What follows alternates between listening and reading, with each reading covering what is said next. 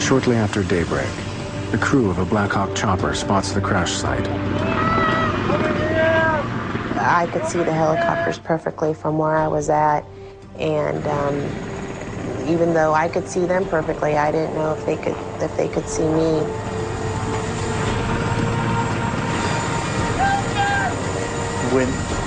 When I saw the helicopter very close to the trees, to the top of the trees, I started moving the blanket. I started moving the blanket, then so I said, oh, they saw me, they're coming for us.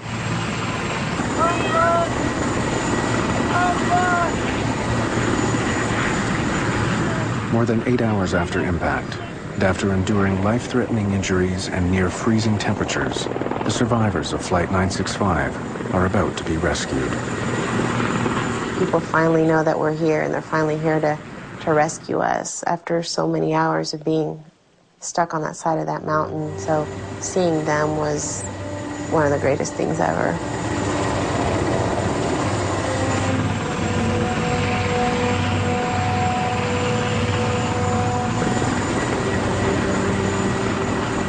They came and they throw a rock, and the people start to descend. And, you know, I was so happy because I feel, you know, that they're gonna help us.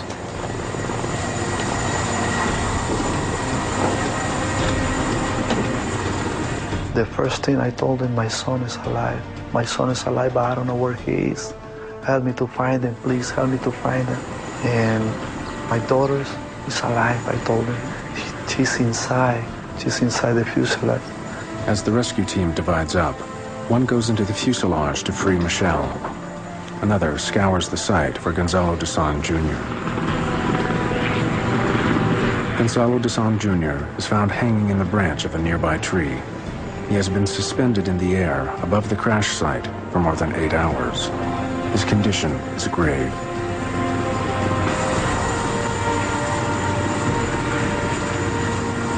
Mauricio Reyes is the first to be airlifted off the mountain.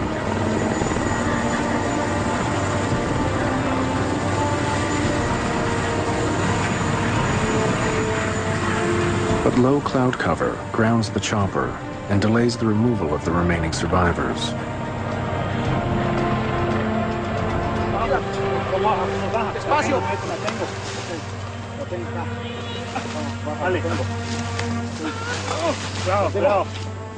Fearing that Michelle Dusan may not survive the weight, volunteers decide to take a calculated risk. They fashion a makeshift stretcher out of a piece of the wreckage and begin to evacuate Michelle off the mountain by foot. Shortly after Michelle Dusan leaves the crash site, the weather clears and the remaining survivors are airlifted to a base camp halfway down the mountain, where they're transported to Cali's University Hospital for emergency medical treatment.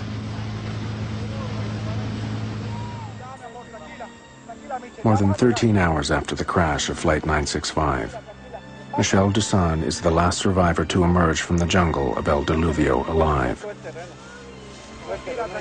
Surgeons attempt to save the life of her brother Gonzalo Jr., but he dies from massive internal injuries on the operating table. Of the 163 passengers and crew on board Flight 965, only 4 survived the crash. Experts will later label the accident a non-survivable event.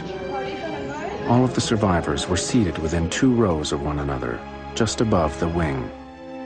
Huge girders carrying the wings make this the strongest part of the plane. However, Mercedes Ramirez lost both her parents on her 21st birthday. December 20th, 1995, my life changed forever and has never been the same ever since.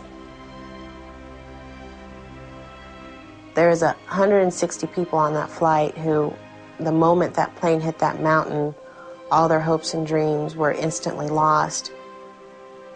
But for some reason, I've been given a second chance at life, and so I'm going to try to make the best of it.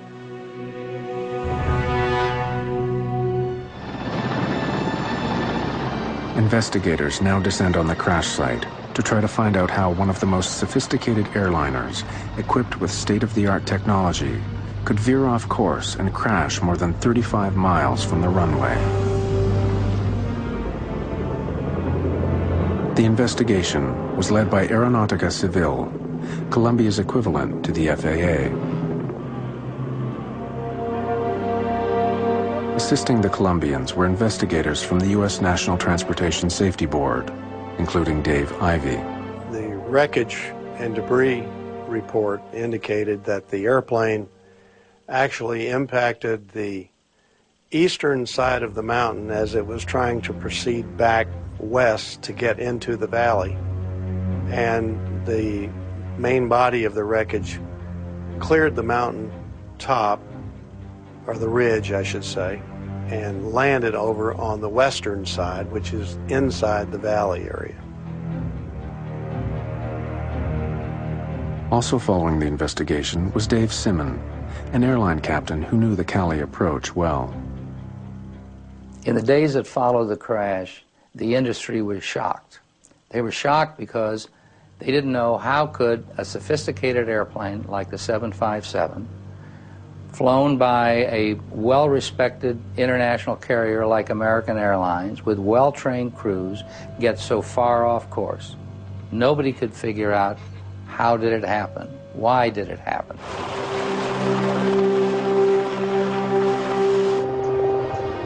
Sabotage and mechanical malfunction were soon ruled out.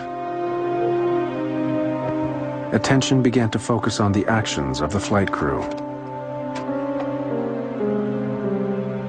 The discovery of the black boxes enabled the investigators to follow the final moments of American Airlines Flight 965. There is never one single item or error that typically brings an airplane down. There's an error chain, and a chain is made up of many links. The airplane was en route to Cali. As they were approaching from a distance out, the controller offered them a straight-in landing. Are you able to approach runway 19er? Would you like to shoot the 19 straight in? Yeah, we'll have to scramble to get down. We can do it. When they first accepted the approach, the first officer remarked that we do need to get down in a hurry in order to accomplish this. Yes, sir. We'll need a lower altitude right away, though.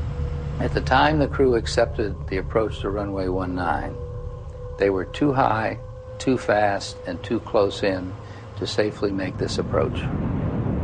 To lose altitude, the first officer deploys the speed brakes. This action will come back to haunt the flight crew in the final seconds of the flight. The fact that they accepted that runway put the crew in a rushed and hurried manner. Maybe at Tallulah, first of all. You want to go right to Cal or to Tallulah? I thought he said the Roswell 1 arrival. Yeah, he did. We got time to pull that out? The flight crew now needs to study the approach charts and reprogram the computer.